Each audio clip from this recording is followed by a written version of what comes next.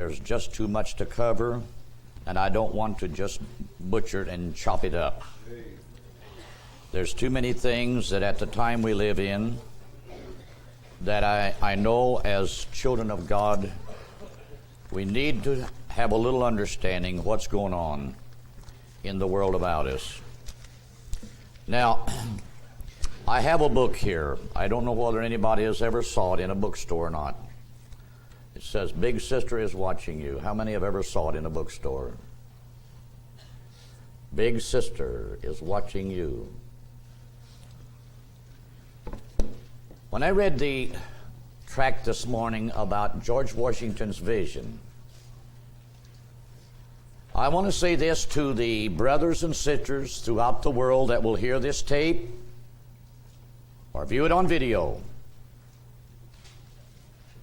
You might say, well, George Washington's vision only pertains to your country. That may be your way of looking at it. But right here is something, and if I'm looking at it and reading it right, there's the woman that could be fulfilling Brother Branham's vision right now. And there will be a powerful woman in the White House.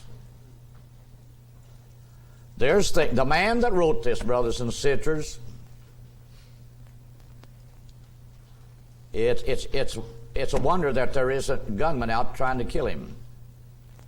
Because, I mean, he goes in and indulges in bringing things out of the closet and exposing about this woman called Hillary Clinton.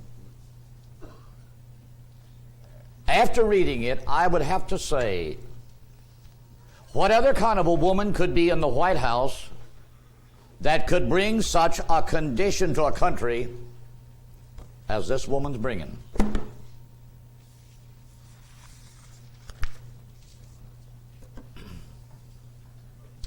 A lot of people don't realize there's a lot of things the news media in certain places don't even tell you. Because the news media as we see it in the world today is definitely, it's liberal in mind, in scope, and it's going to play along with the trend of politics because they don't want to be on the losing end. But I'm convinced most of them will be on the losing end when it's all over.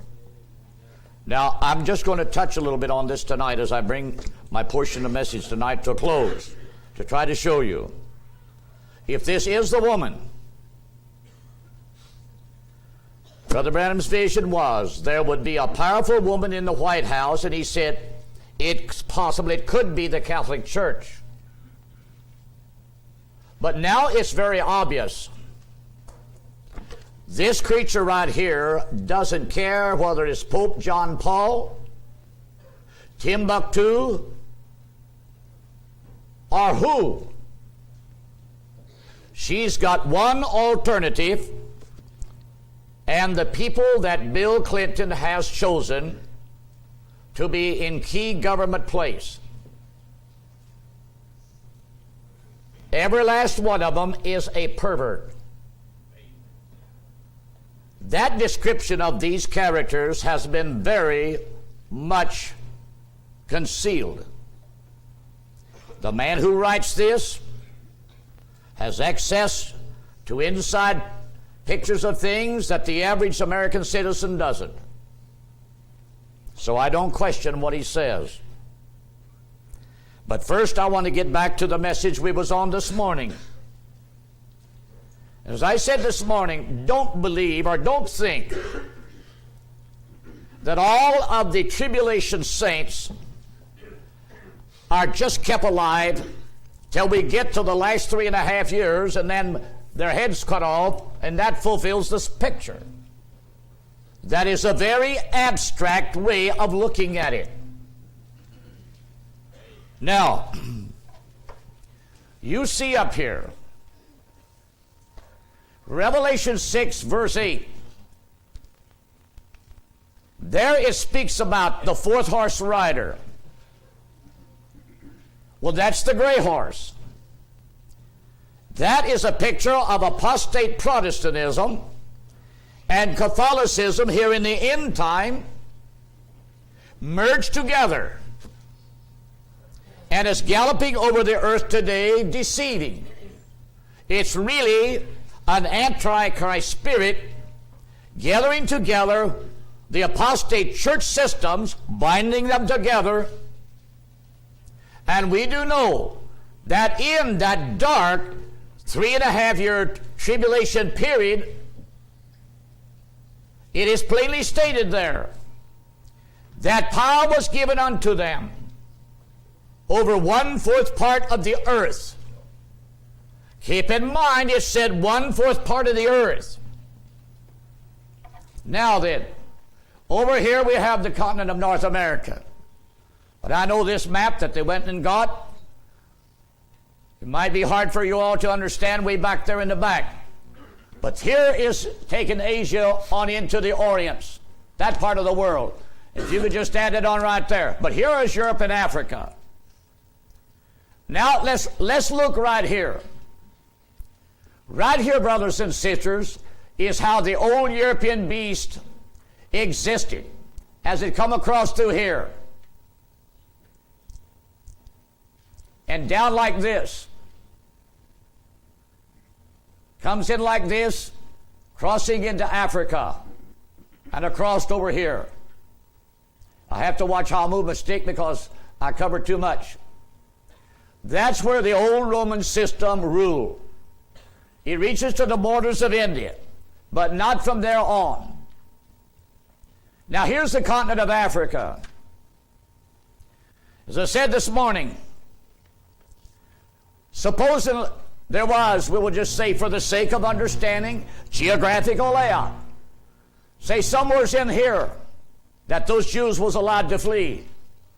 But yet we read in Revelation 16 that when this beast system, which is portrayed there, which is really right here in this part of the old world, when that time is coming toward an end, we're approaching the last part of the 3.5 years of Daniel's 70th week.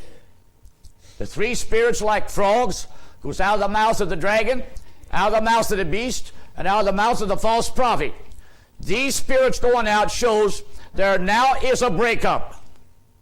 This whole system is on the verge of breakup. This breakup definitely coincides with the time factor. That the 10 horns in this part of the old world has definitely destroyed the old Roman Catholic Church system. Now that does not mean that these 10 horns as portrayed there kill all the Catholic people. It literally just confiscates the Catholic system from its material standpoint, brings it to an end.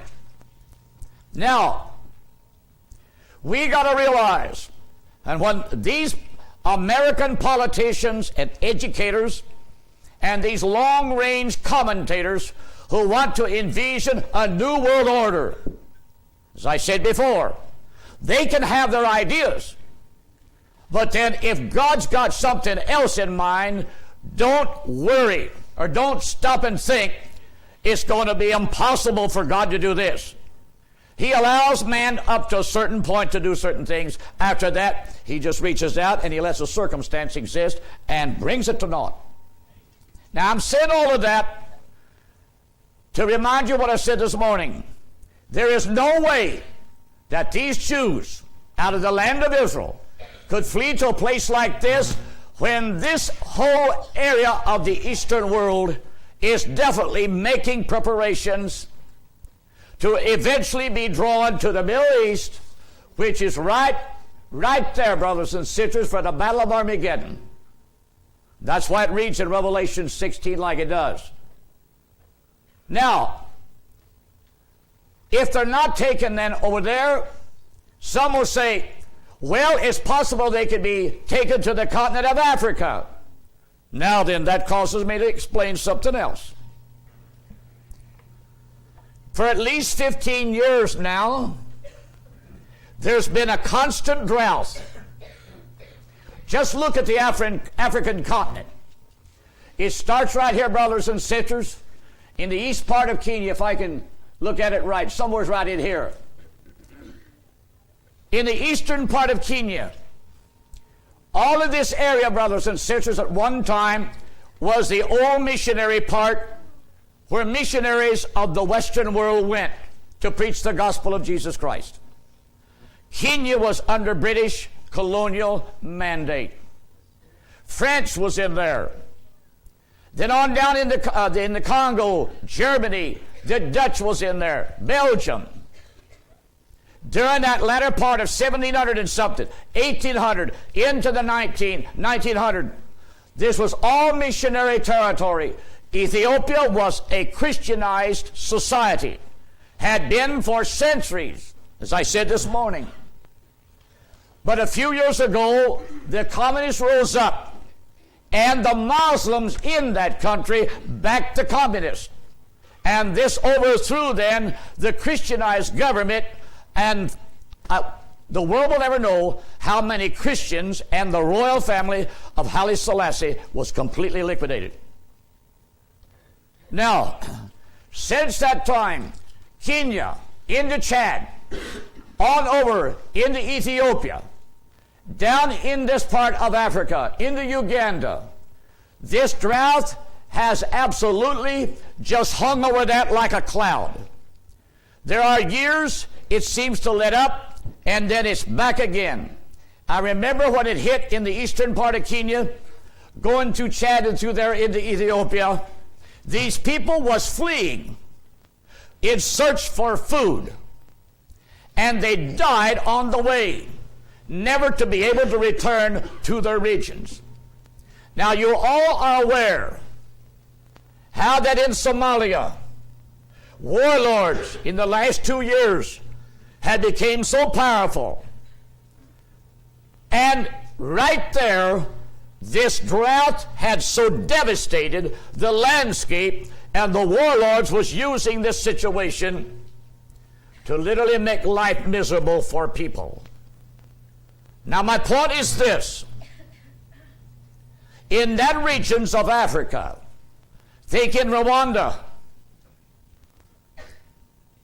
there's literally been thousands of people died. And I'm going to say something tonight, brothers and sisters, and I pray that my brothers overseas will understand. The world right now is going crazy. There are people within every nation that's becoming so politically insane. They want power. They will stop at nothing to bring people to any kind of an end just to gain that position. There in the country of Rwanda, as they fled to Zaire, in them regions, there were people that were Christians, as we know Christians in Africa to be. But when you watched it on TV, they were dying. Not only the worldly people were dying, the Christians, as were known, they died too. All because these powerful leaders fighting between tribal, we will say, leadership for supremacy. This takes the world right back to, we will say, the Middle Ages, when tribal chiefs fought and died just like that. Now, all of that should tell you, brothers and sisters, with sword, yes, that is public execution. But with hunger, what does that tell you? It literally means that even in that final 3.5 years, there is going to be devastating droughts and shortage of food. Well, don't you think the Antichrist is going to want to use every opportunity to foster his own purpose? Sure. But look at this. With death, we know all of this brings that, doesn't it? But think, brothers and sisters, there's many means of death without that. Yet the sword will bring death, hunger will bring death, these brings death. But when it says death, you've got to look at diseases. Now how many remember looking at the pictures of the thousands fleeing into Zaire to get out of that situation there in Rwanda? And yes, they were fortunate to escape Rwanda, but when they got here into Zaire, the World Relief Agencies could not get food in there fast enough. And it showed these people dying. Diseases now was setting in. I'm saying all of that, brothers and sisters. Here the Western world has been privileged to look upon it. But I ask you, what are we going to do if such a prevailing situation ever strikes the Western world? Let long-range droughts occur. And I will have to say, don't think dirty, crooked politicians won't manipulate every biscuit and ounce of food for their own selfish, greedy objective. And they will use everything, brothers and sisters, under the sun to foster their aim. Now it plainly tells me in a prophecy in Isaiah about the country of Ethiopia. There it is. And the prophecy speaks exclusively concerning, it goes like this: the land that it was shattered with wings. And when you read that, it tells how that area will become so devastated with some kind of a drought that the beast of the field will loathe. Now, in the last 3.5 years, in that prophetic time, it plainly tells you in Isaiah that the tongue of the Egyptian sea, and there it is, right there, it's the Nile, will dry up, that men could cross it like barefooted. That's the delta. As it comes out there, it's got many outlets. But it speaks how it'll dry up. Why? All because when God does let that prophecy of Isaiah settle in, Ethiopia is a country that is higher up than Egypt and the Sudan. This is, we will call, the watershed area of everything that flows north into the Nile River. So if the Nile will one day be so dry here that man could walk over the delta dry shod, then it lets you know back here in the watershed area something terribly has happened. Will you agree with me? Now, I said that's the way the prophecy reads for that last time of the week. But we can say this: the prelude is already in place. It's already setting in. Now, that should tell us, if it's dry there, don't think that isn't going to reach out and suck the vegetative life out of the regions that's far flung out from that. Why would God then want to take 2.5 million people to a place like Africa? Does that mean anything? Ask yourself a simple question. How's people going to survive in that last 3.5 years? They're going to die with hunger, starvation. They won't necessarily have to have their heads cut off. Do you catch the picture?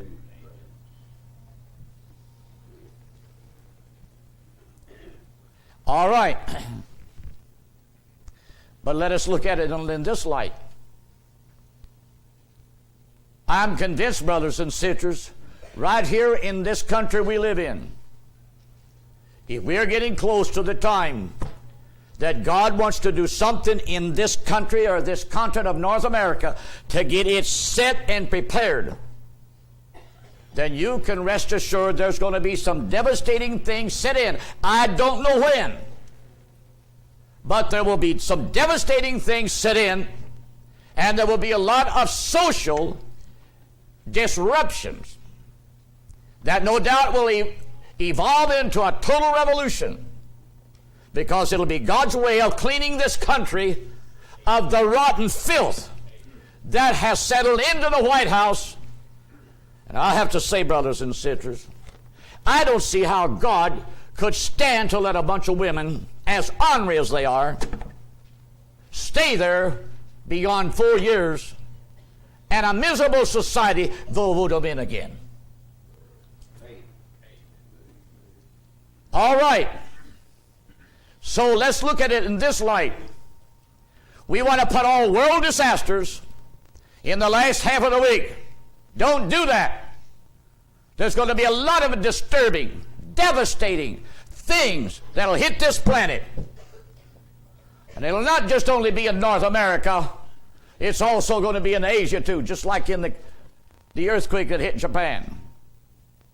Keep in mind the day of the Lord, as it speaks of in Isaiah 13 and Isaiah 24, is not just something that pertains merely to the Middle East. It is something that definitely is going to be felt, tasted, and have its effect throughout the entire planet. That's why it says, and the earth shall reel like a drunk man. That don't mean the North American continent will just dance up and down, and the rest of the world is nice and calm. So I'm saying all of that to try to get us to look at some things. If this North American continent is to be positioned for that future fleeing, when that part of the world does reach that last half of Daniel's week, then this lets us know something has took place over here that this part of the world don't want to mess with. How many understand my point? All right. There is no doubt then, when Brother Branham had the vision that there would be a powerful woman in the White House, and this was one of the signs just before the end. And then beyond that, he saw America like it was laying in ruins. Well, if you would just read George Washington's visions right, in the third episode, he saw the towns and the villages demolished and devastated. But then when the grace of God came down as signified by the angel, and the American people rallied together, and then this enemy that has brought this whole devastating thing on is driven from the shores, then the continent, the people that are left now have a future and a different way to look at it. Now with that, I want to approach some few things tonight. This is why there's some things that it's necessary that we wait for the thunders. The thunders are going to bring something informative and prophetic-wise that's not even written in the Scriptures. What we have here, as we brought out this morning, is already written. I believe anybody can say, they can see now that that place, how the earth opened up its mouth and swallowed that flood. That flood is pictorial, symbolic of that terrible anger of persecution that beastly system in Europe and the Middle East wanted to throw at the Jewish people. And that's why the two prophets had told those Jews that have the two wings of the eagle where to go to. Now, if the earth opened up its mouth and swallowed it, you know that's symbolic. And since this land beast came up out of the earth and not out of the sea as the first beast was, then to me, brothers and sisters, this begins to show the earth where it's at must be relative to the North American continent. If this be so, then the people in this North American continent are destined to be dealt a devastating blow and a shock of some kind of judgment brought on by God, because she has, through the past 50, 60 years, give herself over to the devil. That's what caused this beast to speak as, and I want to say it, a dragon, not the dragon. It's the dragon that gave this creature its power and seat and authority. How many understand that? Read it like the Bible says. Sure, it's all devils. But keep in mind, here's the devil's masterpiece. Rome, the last beast to rule the world. This is a picture of it revived. And I have to say, don't think the United Nations, the New World Order, is this. It's not. The New World Order is something other politicians, educators, and philosophers in America are cooking up. But God's got other things in mind. And that's why I say, He'll blow this New World Order all to pieces in a night's time, when the right hour of time has come for Him to turn something other loose. So with this in mind, we can say then, He will let the Lamb beast for a period of time speak as a dragon. Yes, it's a devil. And that's why during all the time it was acting like that, it's going further in apostasy. It's getting further away from God. The devil's using its people, it's using its politics, it's using its military, it's using its educative systems. And all the time, the people are not aware that the devil, through that, is causing the whole world. Now that means this whole part of the world, right in here. Doesn't refer to that at all. Keep in mind, China, all of this vast region, never contributed one earthly dollar to the reconstruction of Europe after World War II. In fact, Russia has acted as a hindrance. That's why they divided Berlin like they did, which should have never been done. But nevertheless, that era is past. So looking at it in this light, the beast is definitely an old world system that incorporates all of this. Now, I said this morning, all of this one time was Christianized, and it was. Saudi Arabia, Jordan, Egypt, by the 3rd century, Christianity had covered all that part of the world. By the time we come to the 6th century, when Muhammad rose up, Christianity in that part of the world was now drifting into apostasy. Keep in mind, Syria, where Damascus is at, there was a church there. You read about it in Acts 13, right?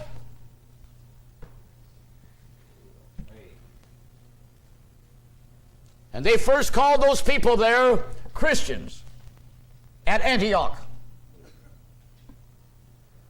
But watch, when the Middle East, as we approach the 7th century A.D., and the Islamic spirit rose up, they began to cover over this vast region with that Islamic influence.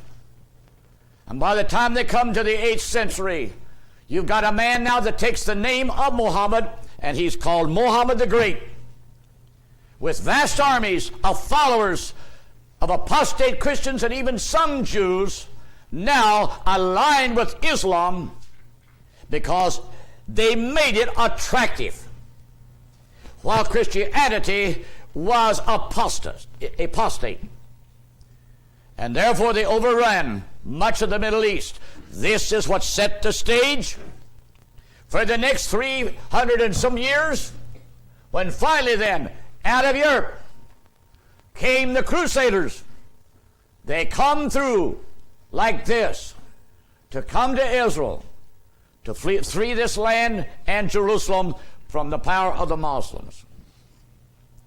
Now, some of that Middle East country like Jordan, Arabia, Iran, they've been under Islam so long, Christianity is not even allowed to be practiced. So, brothers and sisters, try to realize you don't necessarily look for foolish virgins to come out of those geographical countries. How many realize that? That does not change the Bible reading at all. It just gives you a picture of how to really read it. All nations or the whole earth. Because what really in biblical language many times, it's referring to that's related to prophecy. Not necessarily a global geographical involvement of the whole planet. And that's the way we've got to look at certain things. We can say this. That portion of the bride that will be represented by in these nations definitely came out of those first centuries when Christianity was born in Jerusalem and began to spread its gospel, its influence throughout the old world. By the time the 3rd century came, it's way here in Macedonia, and that's exactly, brothers and sisters, how Russia was converted in the 3rd century by the missionaries from Macedonia, where Christianity had been established by the Apostle Paul. Now, when the hour of time comes that part of the world is aligned and back under the influence, that's all symbolized there, keep in mind. In that part of the world, especially Europe, Eastern Europe, and this part of Asia, like in Turkey, you're looking at where Greek Orthodox Christianity. You're looking at the area like in Lebanon. They still allow the Lebanese Christians to be called Christians. And I understand there has been a few charismatic preachers went and preached to those people in those, we will say, small way. So it is very practical to see that out of certain segments there, yes, there can be foolish virgins. But the main thing is, in those areas of the earth where Islam has ruled so strong and forceful, you don't have to think that there are going to be thousands of foolish virgins coming out of them at all. Because the Christians that will come out of them are strictly related, we will say, to the first 6 centuries, before that whole part of the world began to be turned upside down. Now then, I'm going to come to this part because we have this baptism. I'm not going to preach. I'm not going to read the text. I just want to refer you to some things that's in the book that says about the women. That's up there. Nobody would have ever anticipated or even thought, how could a woman ever get into the White House? Well, it so happens this woman is Bill Clinton's wife. And when you read in Kings, Jezebel was not elected to be queen of Israel. Ahab fell in line to be king of Israel. And Jezebel was his wife. But when you read all about Ahab, you can't help but read about Jezebel. Because she is the one that said, do this, do that. That's why when you read in Revelations, the 2nd chapter about the Thyatira church, it is very strange how one powerful woman can create so much havoc in a nation, in the realm of religion. There's something about that feminine spirit, if she's got a devil on her, brother and sister, there seems to be no end to what she wants to conquer and control. We do know this. Ever since the civil rights movement back in the 60s went forth, yes, that was a movement definitely designed to free the black people from this terrible racial condition they've been brought under. But as I've said before, the world was blind, white and black together. I said in that respect, white and black together was blinded because they couldn't see what the devil was getting ready to harness mankind to. Since then, every devil out of hell has risen up with feminine rights, equal rights for a woman in the workplace. On and on she comes.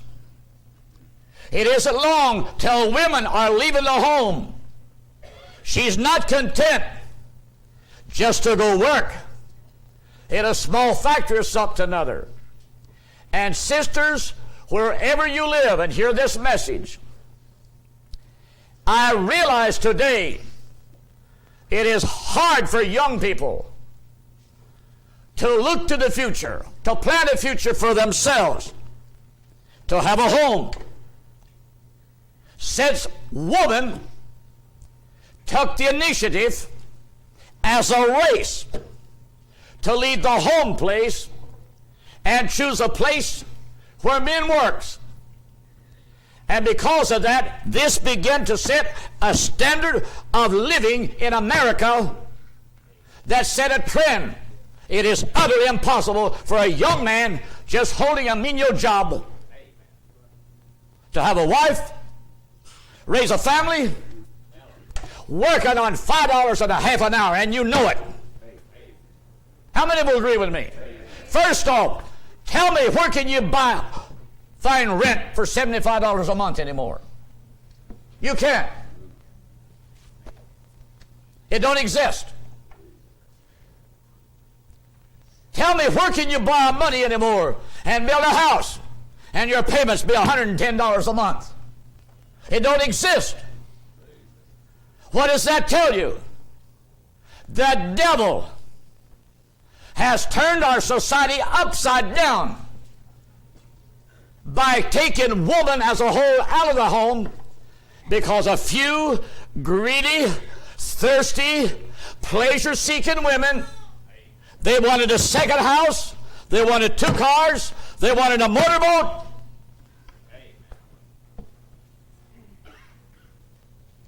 And you know what that does?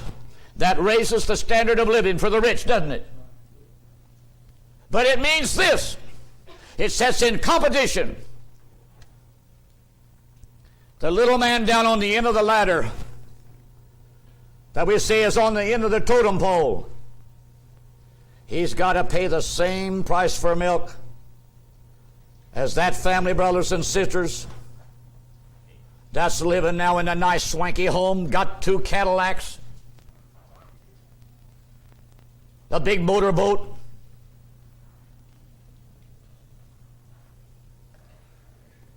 And therefore the devil, through a blinded society, because they become greedy for materialism, began to change the image of the America that you and I used to know. This forces the oncoming generation of new baby girls born. They face a world of uncertainty. They automatically have to see, I've got to work to help provide, to help make a home.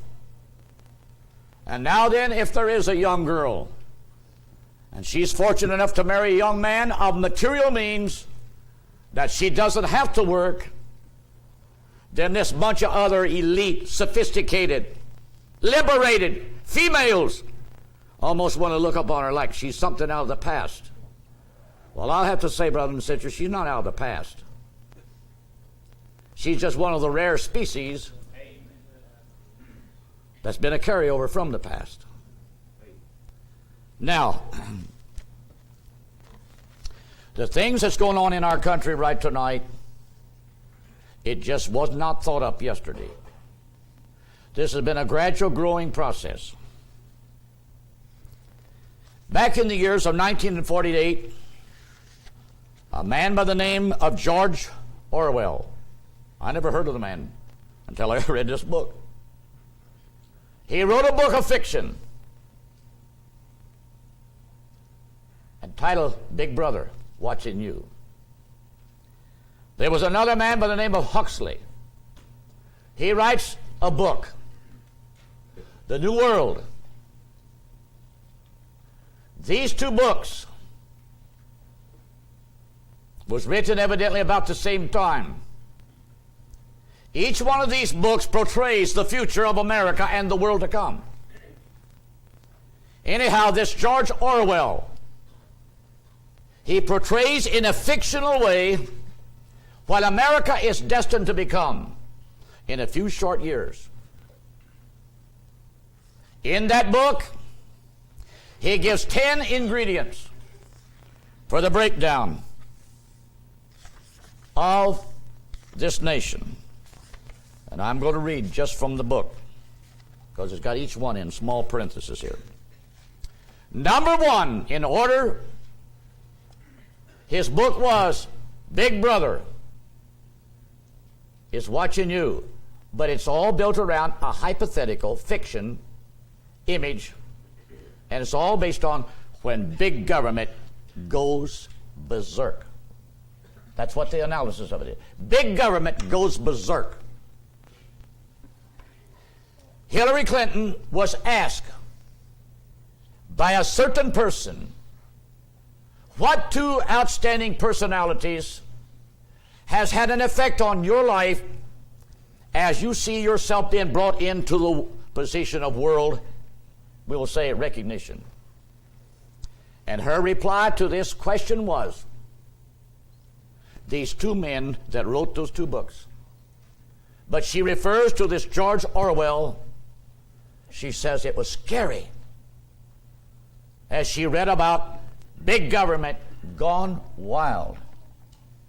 And now the writer of this book says, 60 years later, here she is in the White House, because evidently she took every aspect of that man's writing and she converts it out of the masculine to the feminine.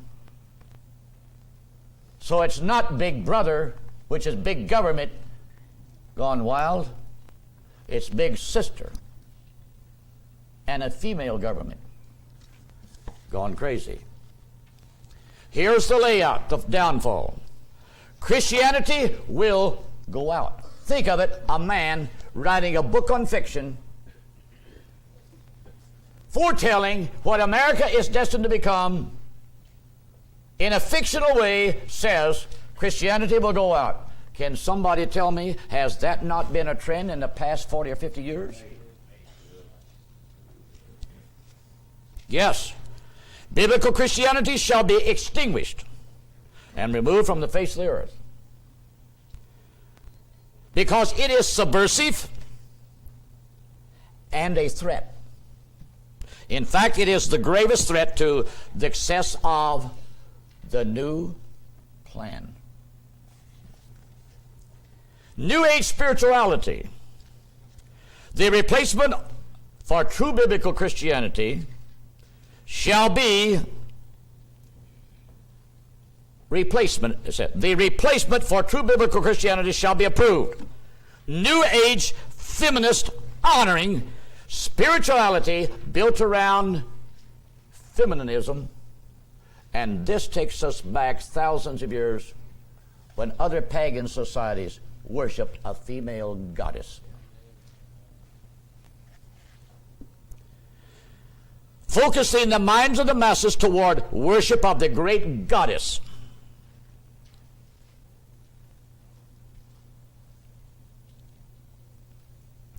History is number 3, will be rewritten.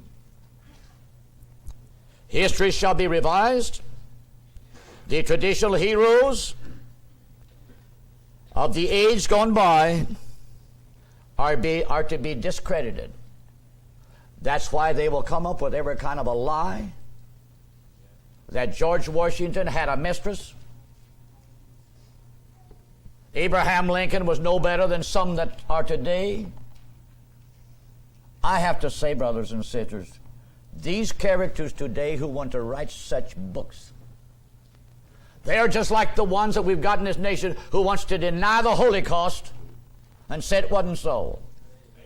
Well, you're not going to tell these Jews that survived Auschwitz and all those other places, who can say, I lost my father, I lost my mother, I lost my wife, I lost my brother, I lost my sister, I'm the only one in the family left alive. You're not going to get them to believe that lie. But we got that type of stuff going on in this country, and it hides behind liberty for all.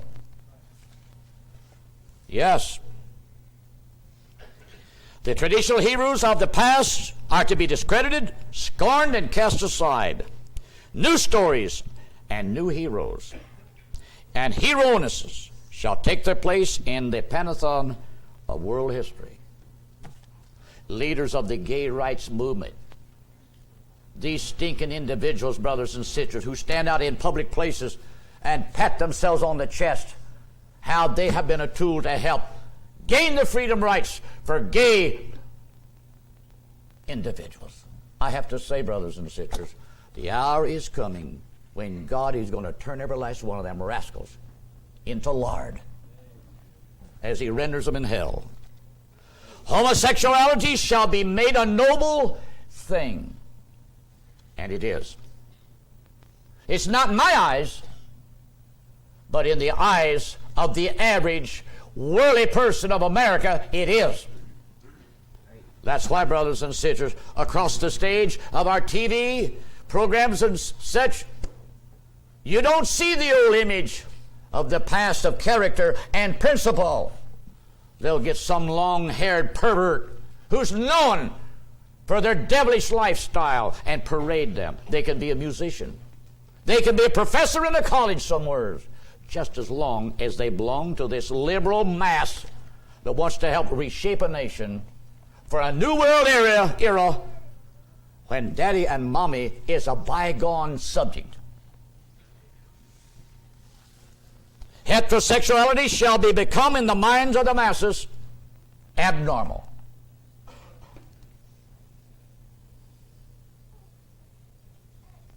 And the male-female relationship, think of it. One man takes one woman to be a wife. Shall become undesirable. They've just about reached that spot.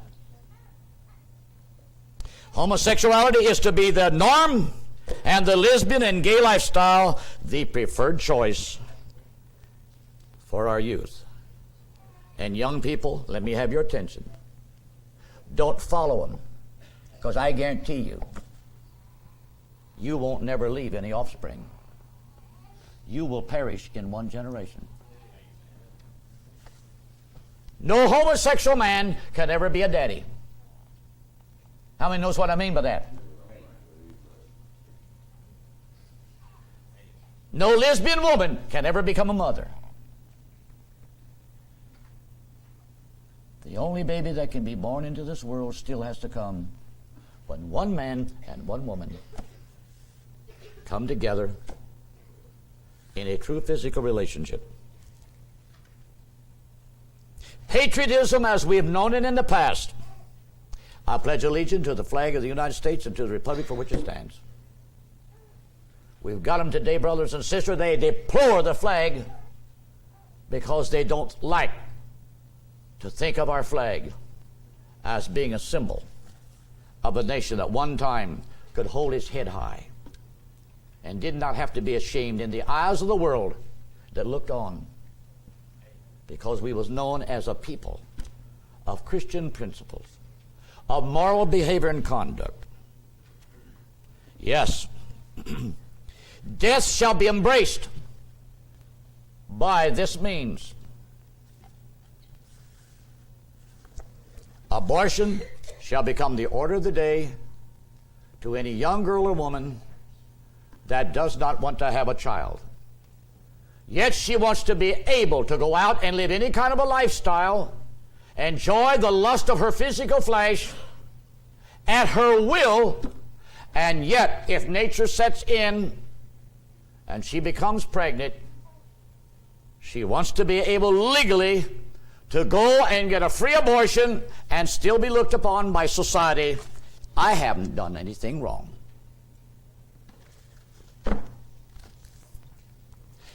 And the New World Vision, old people, and I don't know whether you've ever heard of it or not, but one of the women that helped design this Planned Parenthood,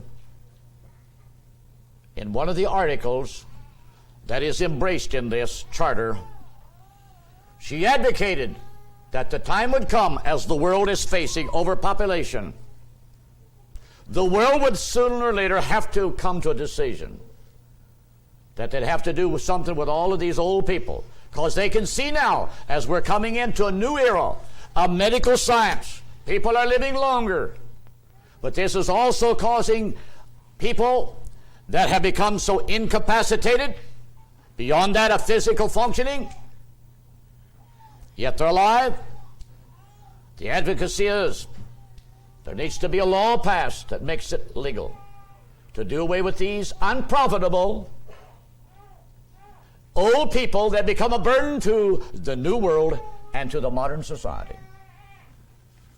I tell you, when people start thinking like that, you can rest assured, brothers and sisters, that's just as bad as Hitler was in World War II. And children shall rule. And that's exactly what the Bible said. It tells you in Timothy, and children shall be disobedient to their parents, and even now the year of the child. And that's why I read that article from United Nations, how they advocate that children in the future will have the right to disobey dad and mother anytime they want to. And that's why, brothers and sisters, today parents can't correct a child by using, we will say, any kind of physical means, such as spanking or shaking them. If that child, for some reason or other, has we will say, an anti-parent view, I don't want daddy to spank me, I don't want mommy slapping me, I don't want this or that, they can go to school and say, you see that spot? Daddy hit me. And in a few hours, somewhere the civil officials will have daddy down to the jailhouse or down to the police station investigating all about that child. I heard here just a few weeks ago on the news one morning and told where it was at.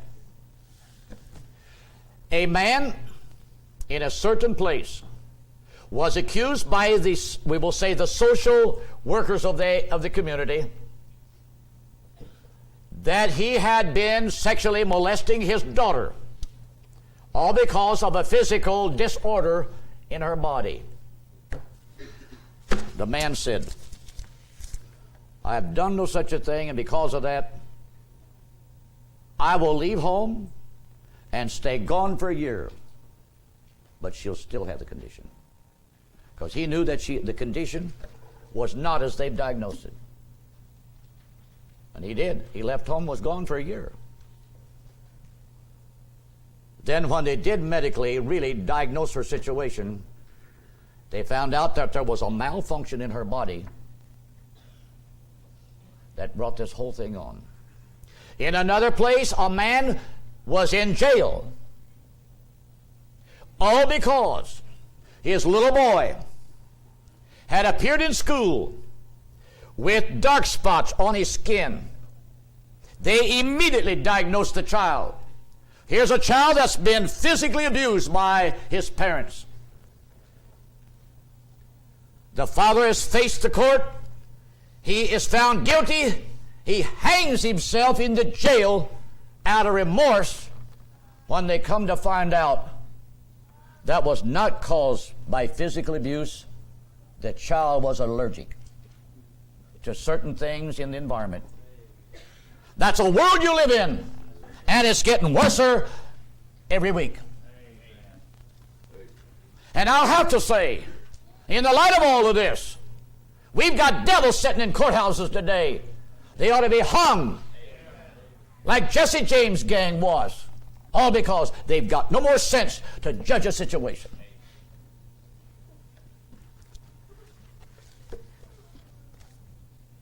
Woman to dominate. And the hour has arrived. Women shall dominate in all walks of life. In law, how many women lawyers you see on the news now in the courtroom? Look at this woman prosecutor out there in California. That's the woman prosecutor of O.J. Simpson. In the news every day. And across this nation is women lawyers going to some hearing or a court with some male defendant.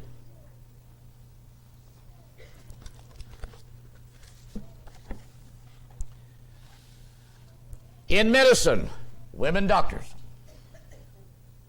Literature, religion, Catholic nuns now wanting to be priests, and in some certain sections, yes, they've elevated to the priesthood. Economics, entertainment, education, and especially in politics.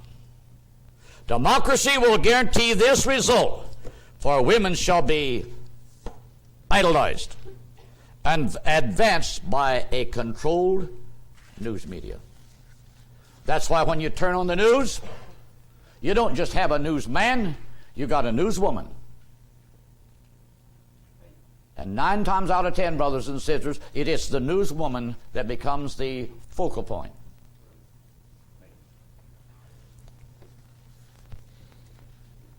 Individualism, the right for you to invent something and be the sole person to benefit, for we will say the material benefits, whatever it might derive from it. Individual success, achievement, will be literally obliterated and is to be shared with society. That's just as bad as communism in Russia. Private enterprise and initiative will eventually come to naught. The energies of people shall be devoted to the collective community. Individualism shall be depicted as evil and selfish. Service to the community shall be the sole criteria for whether a person is deserving of tangible advancement and material rewards. What a world. And Big Sister will be exalted.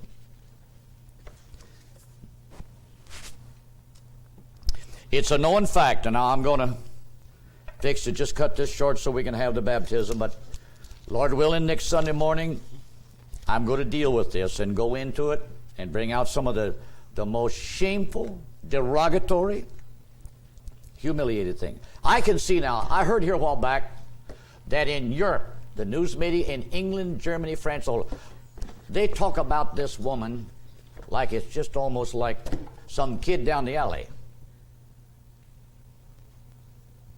They call her just about everything. But this woman whose picture appears there is a first-class lesbian. Yet she has lived 2 lifestyles. She's a some of these words, my tonsils gets tangled up with my tongue. Heterosexualist. She's that with Bill when she wants to. But if I read to you some of the paragraphs that describes this woman behind the scenes, she's one of the honorest things that's been in the White House. The dirtiest looking hog in the hog pen. Right. Physically would be a number 1 character. The day of the inauguration, when her and Bill was sitting behind bulletproof glass, there was another section of the audience where there were hundreds of lesbians and gays seated. There was a speech made by one of the women of this gay community before the inaugural speech and the preliminaries went in. And this speaker of this gay community spoke a certain phrase publicly that day and said, I am glad that we've got one in the White House. And the word that she used was deleted by the writer but in paraphrasing it, we can all go to bed with. Now that would let you know. And she sat there and heard that statement made publicly before all of this audience on Inauguration Day, and at no time did she ever lift her voice to deny it. After she gains then the place in the White House, now it becomes a known fact. The decisions that are made in the White House, they never reach yes until he has first counsel with Hillary. That's why, brothers and sisters, there was woman after woman that was selected by her to be put in cabinet or government position. And this Janet Reno of Dade County, Florida, the woman's got a reputation by the Dade County Police. Her lifestyle while being on a circuit judge down there, it was not a productive nor a fruitful judgeship era at all. She is a first-class lesbian. She is known by the police department that she brings on these call girls and lived a very reprobate type of life. And yet she was the woman that was selected and chosen by Hillary Clinton and not Bill Clinton. He just carried out her plans. And then our government, Senate, and whatever you have, they then choose this. Then it goes further, brothers and sisters. Here we have in L.A. now over 100,000 gang members of the Blood and Crip bunch who helped to paralyze L.A. 2.5 years ago. They are armed with all kinds of assault rifles, automatic pistols. They could carry on a warfare in L.A. in a small way. Did she send the American Tobacco and Firearms agents after them? No. But just because there's a religious cult in Texas, she's the one that shook her head because it comes under religion. I don't approve with David Koреш's teachings. Do you? I don't approve with his lifestyle. But brothers and sisters, him and his bunch of people weren't running up down Main Street terrorizing people. Amen. What right did she have to order these agents out? I tell you, when the full story comes out, brothers and sisters, David Koреш's outfit ought to wipe them all out. You've got to know what went on to know why I would say that. How come a religious thing can get choked to death? Right after World War II, a lot of the old veterans of the war begin to see that communism eventually could become a threat to this country because it was working in government. We had a society starting, the Minutemen. I used to get a little literature from them once in a while. Their philosophy was, we would be like the Minutemen were in the days of the Revolutionary War. We do not want to see our precious nation taken over by a bunch of ruthless cutthroats of communism like Russia was. Therefore, the different chapters, they set about the times of their meetings, and they did. They did advocate for the individuals to purchase arms, always to be ready. The Minuteman, ready to defend the cause of society and the country. I think in about 5 years, it comes out in the paper. The FBI begins to invade these places and confiscates the weapons because they think this is against national security. It's not against national security. They're removing the blocks to eventual national deceit and takeover of a society of people by a devilish monopolized system that's no longer like the old democracy and government we used to have.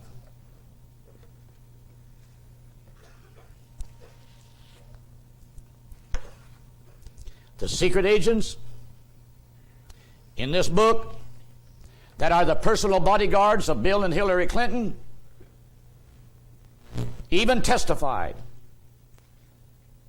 And some said, I can't stand it no longer. I want to be relieved of my job here. I want to go somewhere else.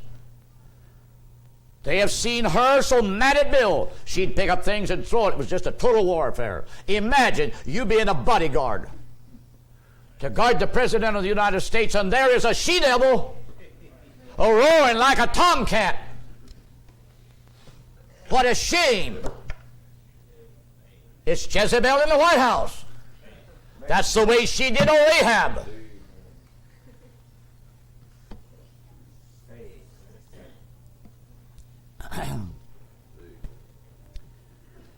And there are 7 distinct individual females that was put in key positions. Shalala, elders, and different ones. Every last one of them are known sexual perverts. They have a different lifestyle. That's why they advocate to America's youth. And their aim is total breakdown. Changing the sexual orientation lifestyle of America. Get rid of the home. We'll fix the soul. Every baby born can eventually line up having one parent, 2 mothers, or 2 daddies. And I have to say, God, don't let such a society stay in existence too long. There's nothing any more sweeter than to see a young man and a young girl really take an attraction to each other, and then they decide, this is the one I want to live the rest of my life with. And then the day comes that there's a little one born of that union. And how often do you see that little child, especially if mother's holding it, either nursing or feeding it from a bottle, them little eyes are searching mommy's eyes. And sometimes it's little hands up playing around mommy's face. I have to say, brothers and sisters, that's a beautiful picture the way I look at it. And then as the little thing begins to get older, it likes to come to daddy. Because human instinct, it looks for something other that it can feel a security. But I have to say, brothers and sisters, America is approaching an hour.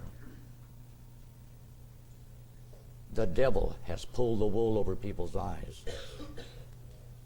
The real security is being destroyed.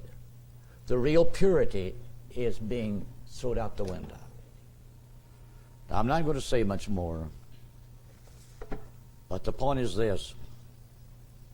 I don't see how a public elected official, such as a woman that was really elected by, we will say, the vote system, could run for presidency of the United States and affect the future of our nation like this thing has. Because everything she has chosen and has got put in place is a female that's the worst role model for the young people of America that could possibly be.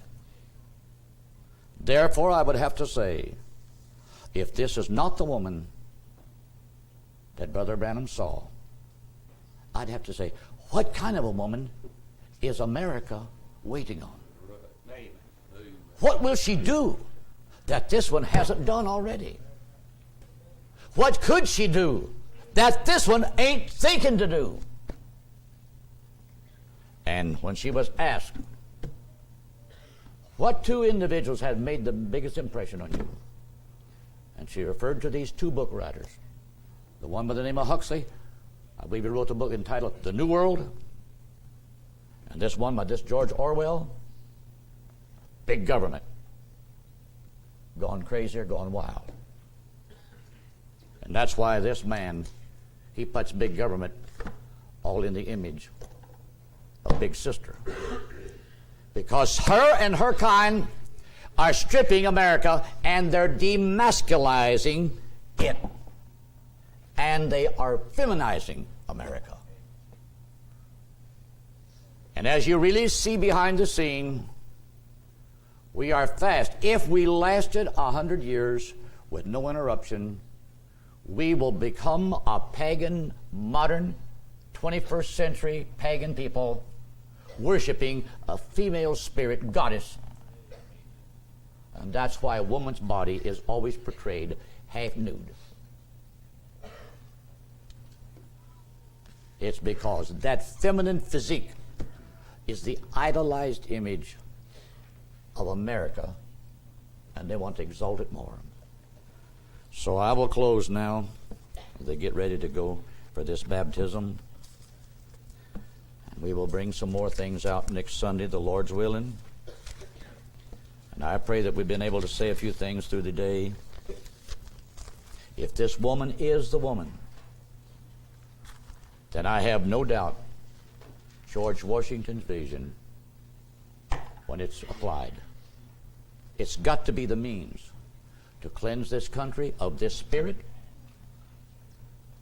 And for that to be, Lord only knows the devastation, the untold suffering it's going to bring on masses of people. But if that's what it has to be, for God to prepare a place in the wilderness where there's a people related as the earth fed her, the woman Israel, for 3.5 years, then them people have to be cleansed. Heavenly Father, I pray tonight, Lord, I realize, Lord, we're looking at a future and a time factor and a circumstance and situations that's just too big for us in our mortal capacity to even fathom. But God, it's all known by you. I just pray tonight, help us as your children to have a heart that's open, receptive, and a willingness, Lord, to just follow you. May you help us, Lord, that our understanding can be clean and our vision clear. Lord, we want to walk with you, that our hands may be clean and our footsteps, every one ordered by you. Lord, just overshadow our young people, Lord. Keep them in the hollow of your hand. I ask this in the name of Jesus Christ. Amen. And may the Lord